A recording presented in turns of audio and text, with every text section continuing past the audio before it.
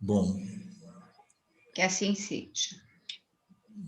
Ivone, microfone, Sim, câmera, tudo seu. Fique à tá vontade, ok. tá bom? Espera aí que entrou uma telinha aqui, deixa eu tirar.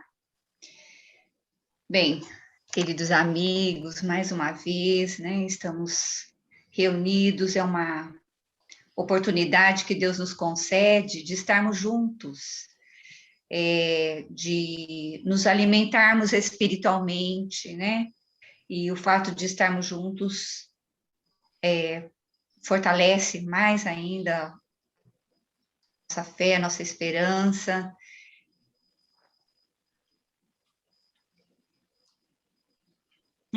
Parou? Em dias melhores. Então, de hoje é sobre as bem-aventuranças. Então, primeiramente, eu vou ler rapidinho as bem-aventuranças, depois a gente vai comentar. Bem-aventurados os pobres de espírito, porque deles é o reino dos céus. Bem-aventurados os que choram, porque eles serão consolados. Bem-aventurados os mansos, porque eles herdarão a terra. Bem-aventurados os que têm fome e sede de justiça, porque eles serão fartos. Bem-aventurados os misericordiosos, porque eles alcançarão misericórdia. Bem-aventurados os limpos de coração, porque eles verão a Deus. Bem-aventurados os pacificadores, porque eles serão chamados filhos de Deus. Bem-aventurados os que sofrem perseguição por causa da justiça, porque deles é o reino dos céus. Bem-aventurados sois vós, quando vos injuriarem e perseguirem, e mentindo disserem todo mal contra vós por minha causa. Quando a gente ouve as bem-aventuranças, quando a gente lê as bem-aventuranças, que são 9, num primeiro momento, a gente, se a gente não refletir à luz, né, dos ensinamentos de Jesus mesmo, e à luz da doutrina espírita, então, quando a gente simplesmente lê ou ouve as bem-aventuranças, nós pensamos assim, que devemos sofrer agora, né, para que a gente possa, no futuro, ter um lugar, um lugar no paraíso, né, vamos colocar assim, né, que quando formos para os céus, encontremos um lugar, um bom lugar, né, como se diz.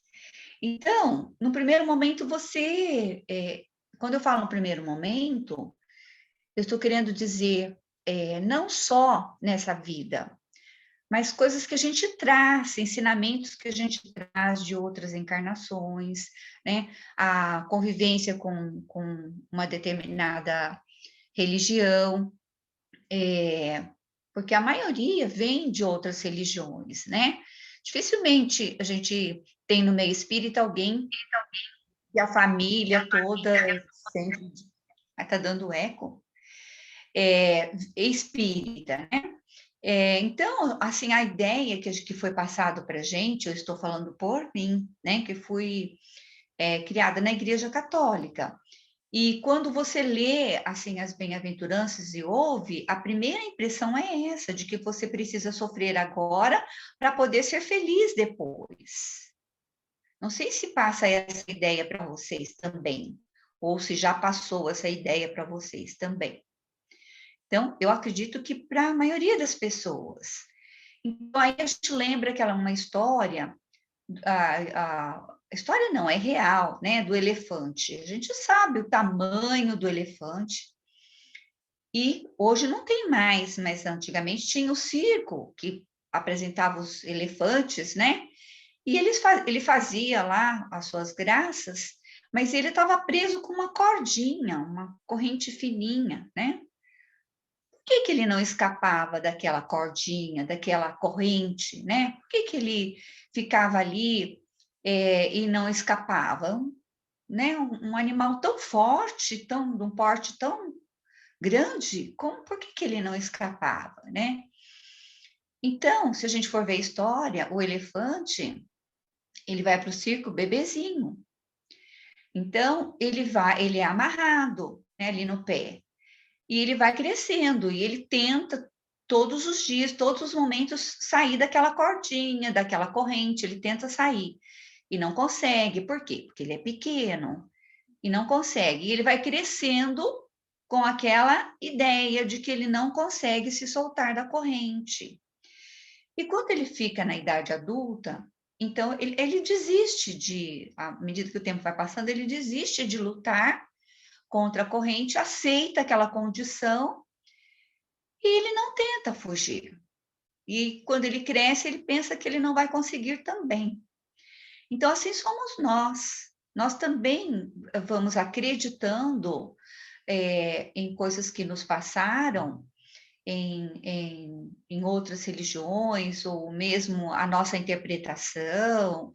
A gente vai acreditando que eu preciso sofrer agora para ser feliz depois, quando não é verdade, né? Então, se a gente refletir bem as bem-aventuranças, hoje a gente vai refletir um pouquinho, né? Não é isso que Jesus quis nos passar, mas é isso que foi nos passado. Depois vocês poderão comentar, né? Quem tiver vontade, se já aconteceu isso de vocês pensarem assim também, né? Em algum tempo, em algum momento aí da vida de vocês, né? Então, para que a gente possa entender um pouquinho, refletir um pouquinho mais sobre as bem-aventuranças, nós vamos falar um pouco, voltar um pouquinho no tempo, né? Lembrar um pouquinho do contexto histórico em que quando Jesus veio e quando Jesus sobe ao monte e começa a falar, qual era o contexto? O que as pessoas que estavam ali ouvindo Jesus, né? Em que elas acreditavam? Então, vamos voltar um pouquinho. Primeiro, vamos falar de Moisés rapidamente, né? Que Moisés, além dos 10 mandamentos, ele também estabeleceu outras 603 leis, que no Velho Testamento são os livros da Gênese, o Êxodo, Levítico e Números. Então, essas leis, essas 603 leis, mais os 10 mandamentos, ali continha, né, contém, né, todos os conceitos do comportamento do ser humano e da sua relação com Deus e com o próximo. Então, na verdade, nos 3 primeiros livros, Gênesis, Êxodo e Levítico. Gênesis, Êxodo, Levítico, Números, né? Deuteronômio vem depois e ele traz um resumo desses outros 3 livros. Mas as leis de Moisés, além dos 10 mandamentos, essas 603 leis, na essência, o que pregava, né? Não falava do amor que devemos ter a Deus, né? Do amor a Deus, não. Falava da obediência a Deus. Então, a predominância das pessoas era olhar para todos que estavam à sua volta, se eram obedientes ou não a Deus. Porque para eles, existia a crença, né?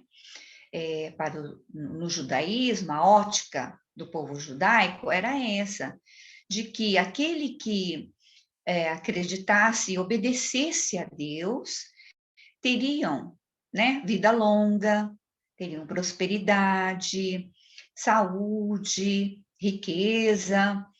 Então, aqueles que eram pobres, doentes, o olhar que se tinha para com eles era de que eles não eram merecedores, eram pessoas indignas, né? Por quê? Porque não obedeceram a Deus, não tinham conseguido a saúde, não tinham conseguido a prosperidade, não tinham conseguido a riqueza, né? Os que morriam cedo, nossa, o que ele fez? Ele não obedeceu a Deus. Então, era essa a ideia, a visão do povo judaico, né? À medida que passa o tempo, vamos pensar assim, de Moisés para Jesus foram 13 séculos. Nesses 13 séculos, vieram 16 profetas. E só que nos últimos 400 anos antes de Cristo, não veio nenhum profeta, eles vieram antes. Então, como que estava o povo judaico nessa época, né? Eles estavam carentes, sedentos de espiritualidade. Então, eles ansiavam, né? Havia sido previsto pelos profetizados, né? Havia sido profetizado de que viria o Messias. Então, eles estavam na expectativa dessa vinda do Messias. Então, eles estavam, assim, numa solidão espiritual. Queriam um renovo, né, para as suas ideias. Eles tinham passado por escravidões de Alexandre o Grande, dos romanos. Então, era esse o contexto da época quando Jesus chega. Então, Jesus, o Messias esperado, ele acaba vindo de um lugarejo, um vilarejo, né, um lugar simples, longe, distante, né? E a primeira fala de Jesus era pública, a primeira fala pública de Jesus foi, então, para esse povo sedento, né, de espiritualidade. Então, havia ali, em algumas traduções aparece multidão, mas em outras aparece a palavra multidões, no plural. Então, vamos entender ali que haviam multidões. Por quê? Porque ninguém se misturava com um grupo de pobres, doentes, né, os estropiados, os coxos, os mancos, né, os cegos. Era um grupo separado. Os sacerdotes também não se misturavam com outros grupos. E os ricos e poderosos também não se misturavam. Então, haviam vários grupos. Então, podemos dizer, sim, que haviam multidões, né? Várias multidões. E cada grupo, cada um desses grupos acreditava que Jesus falaria especialmente para eles, né? Os que eram pobres e estrupiados estavam esperando uma palavra. Os sacerdotes tinham certeza de que o Messias ia falar para eles, eles eram um representante, né, de Deus na terra. E os ricos e poderosos se acreditavam que eles teriam, sim, os mais indicados para que o Messias se dirigissem a eles, porque eles poderiam fazer acontecer algo que o Messias quisesse, né? Então, naquele tempo, Jesus, então, sobe ao monte e fala às multidões. E olha como ele começa a falar.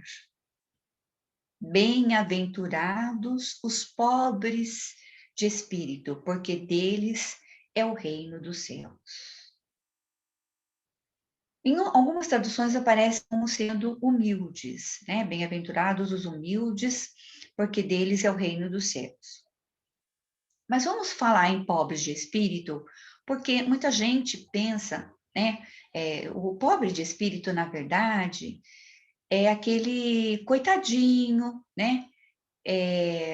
A pessoa olha para ele como alguém que falta alguma coisa. Só que, na verdade, é aquele que se reconhece como pequeno. Ele sabe que ele não está correto, que ele não está perfeito. Então, bem-aventurados aqueles que não têm a certeza, porque quando nós temos a certeza das nossas certezas, né, é um caminho muito perigoso. Então, a primeira bem-aventurança é o primeiro passo. Então, para que a gente possa refletir na noite de hoje, para que a gente possa entender que é um convite para que nós pensemos a respeito de que não temos certeza de nada, né? Nós temos a certeza, sim, de que se nós nos colocarmos, né, como pobres de espírito, que nós somos errados, né? Que nós temos consciência de que não somos perfeitos, mas felizes são os que sabem que têm defeitos e que são capazes, olha lá, de se esforçar para se modificar. Então, não é aceitar aquela cordinha no pé nos prendendo. É aceitar, é entender que somos falhos, que somos pequenos, mas que podemos, apesar dos nossos defeitos, que podemos nos esforçar e modificar. Esse é o primeiro passo, é a primeira reflexão nossa da noite. Então, com essa fala, Jesus quebra toda a lógica do sistema judaico. E aí, quando fala, né, que deles é o reino dos céus, essa ideia de reino dos céus, na verdade, pouco aparece no Velho Testamento, vai aparecer mais no Novo Testamento, né? E os ensinos de Jesus estão centrados no reino dos céus, né? Mateus, no capítulo 13, tem 7 parábolas consecutivas em que deixa bem claro que o reino dos céus está dentro de nós, não é um lugar, é um estado de alma, uma característica individual. Então, eu me reconheço como imperfeito, eu aceito que sou imperfeito, mas eu vou em busca de me melhorar, porque eu sei que nessa busca eu vou encontrar dentro de mim algo que me dê paz para continuar a caminhada. Então, felizes são os que reconhecem as suas imperfeições, porque já está a um passo da mudança. Tudo bem? Bem-aventurados os aflitos, porque serão consolados. Olha, como bem-aventurados os aflitos, porque serão consolados. Bem-aventurados os que choram, porque serão consolados. Mas como por que chorar, né?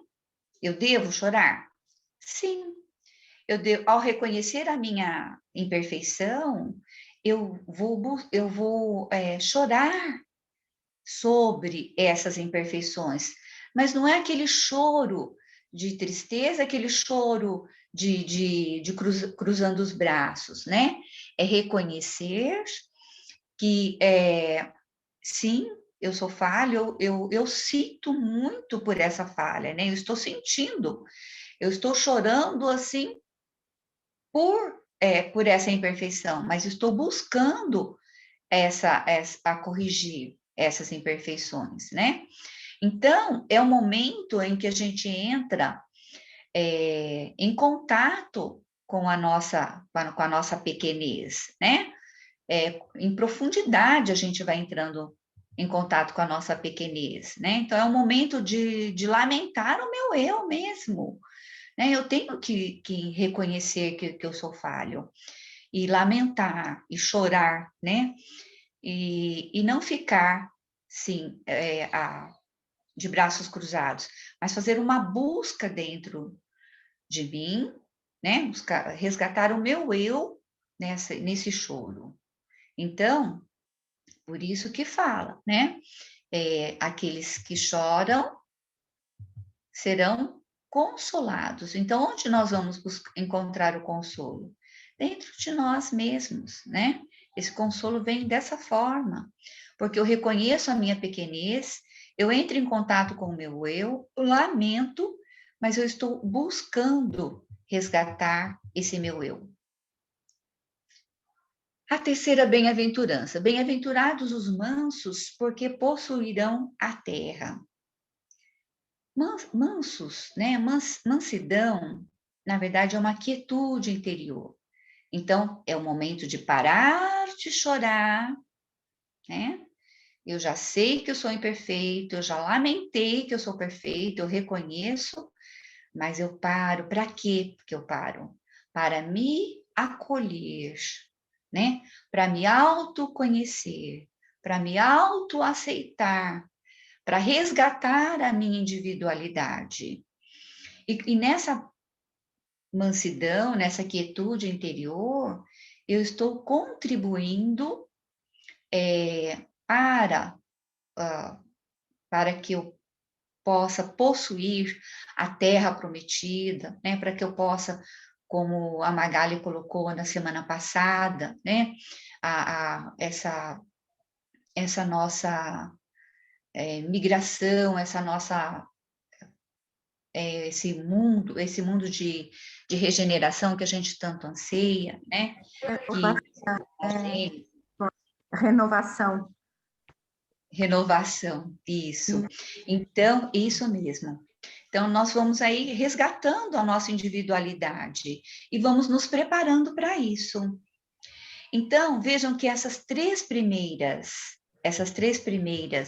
bem-aventuranças, né, se referem à relação conosco mesmo, para dentro, né? Então, essa introspecção. E aí nós não vamos ser mais como o elefante que fica lá amarradinho e ele cresce, ele poderia mudar a sua qualidade de vida, mas ele fica preso àquela cordinha por acreditar que ele não pode modificar. E nós estamos vendo que Jesus, na sua primeira fala pública, ele já nos ensinou tudo isso, né?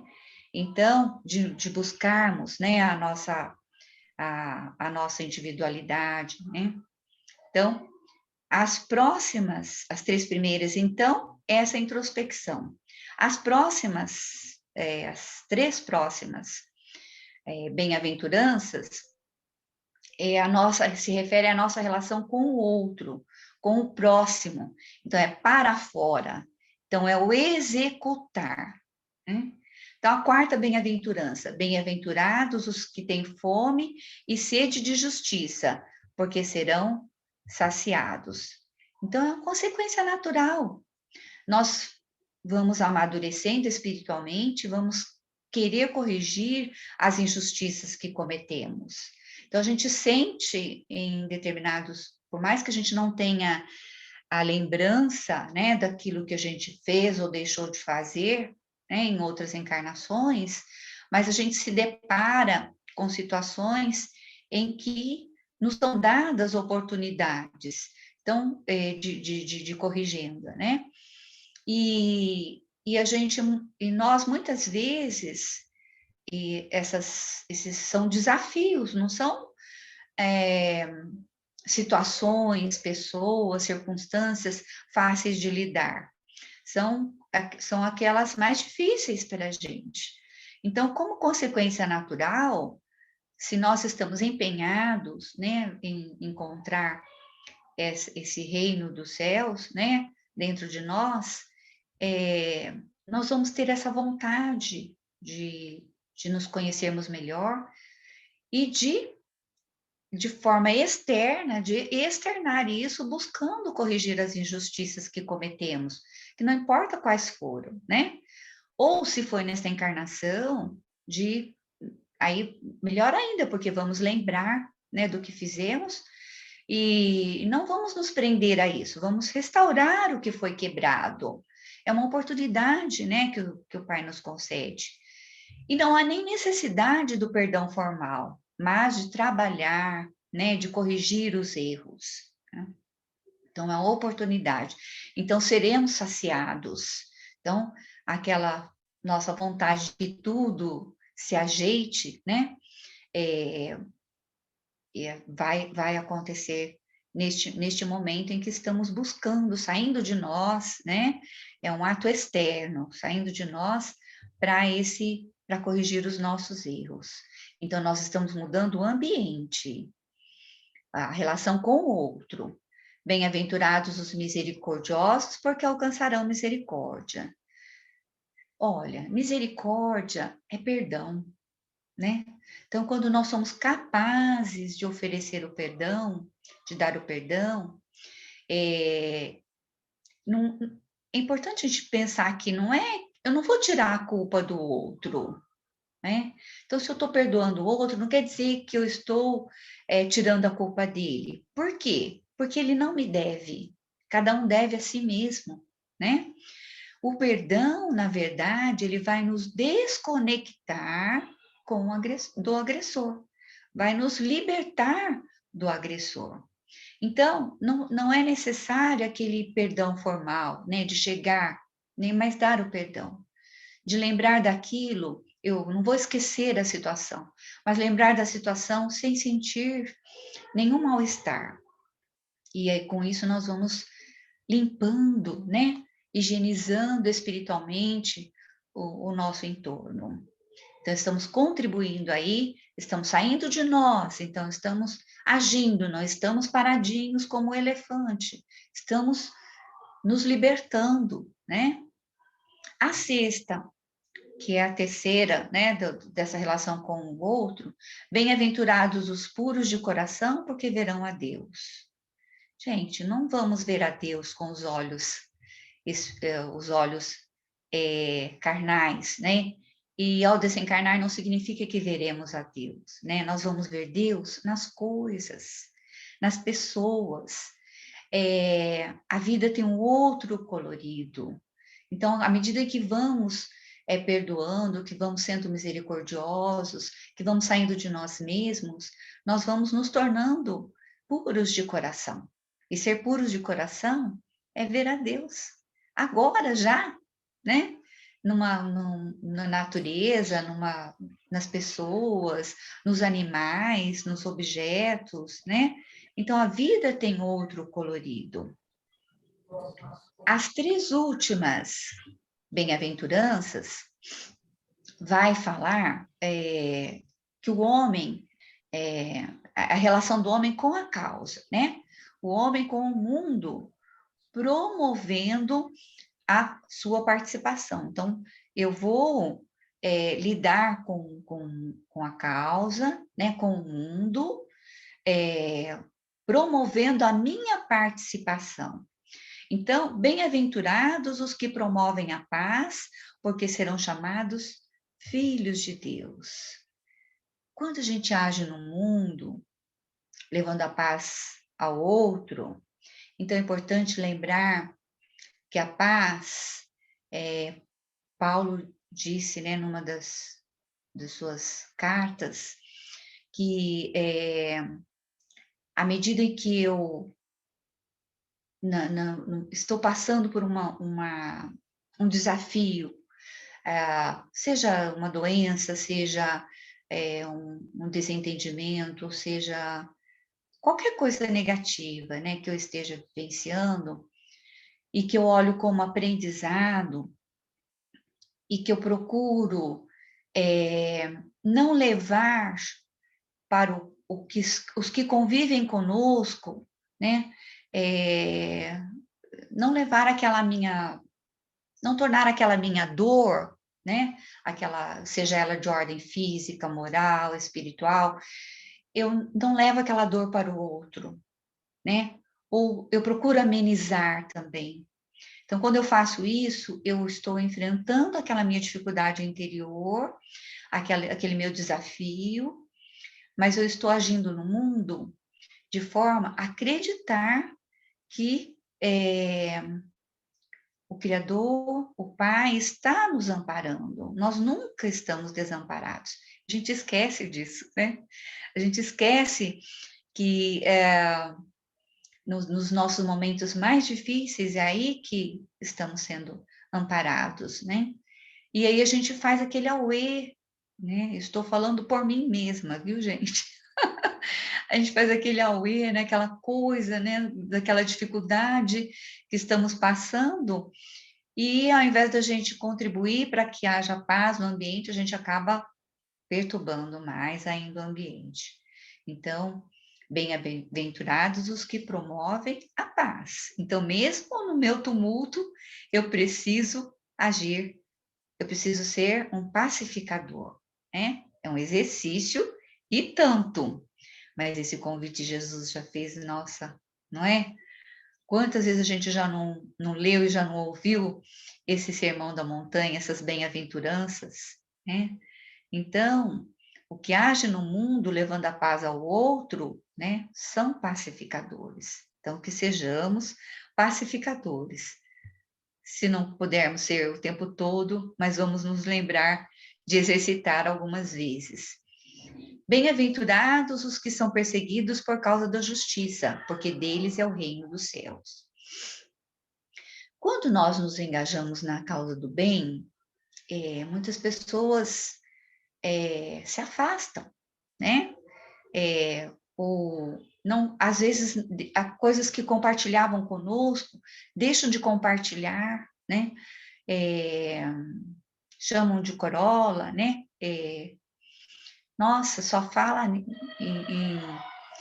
nos ensinamentos de Jesus, só fala em religião, só fala nisso, só fala, né?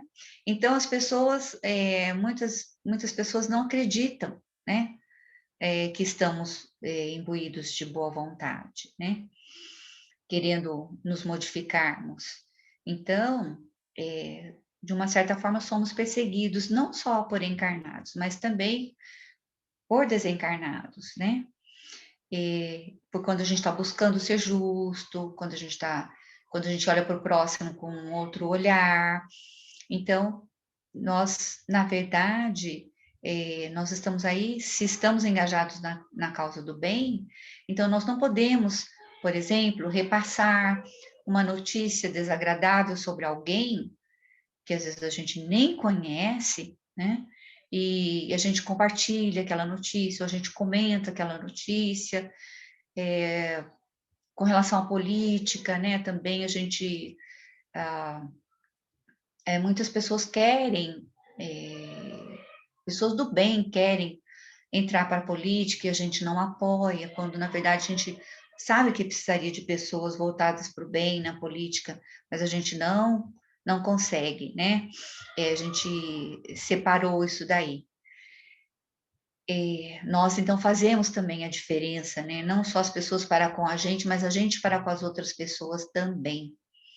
Então, aí a última das bem-aventuranças, né? Bem-aventurados sois vós, quando vos injuriarem e perseguirem, e mentindo disserem todo tipo de mal contra vós por causa de mim. Alegrai-vos e exultai, porque será grande a vossa recompensa nos céus. Então, é uma extensão um complemento da anterior, né?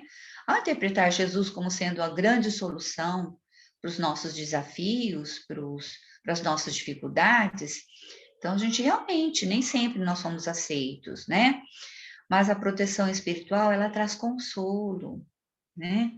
É o amor que nos move, já não é a justiça. No anterior, na bem-aventurança anterior, era a justiça, agora é o amor, né?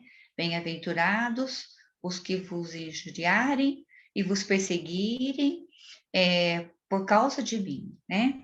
Então, por amor ao Cristo. Então, essas 9 bem-aventuranças, elas modificaram a humanidade profundamente. Então, foi um novo momento na Terra, né?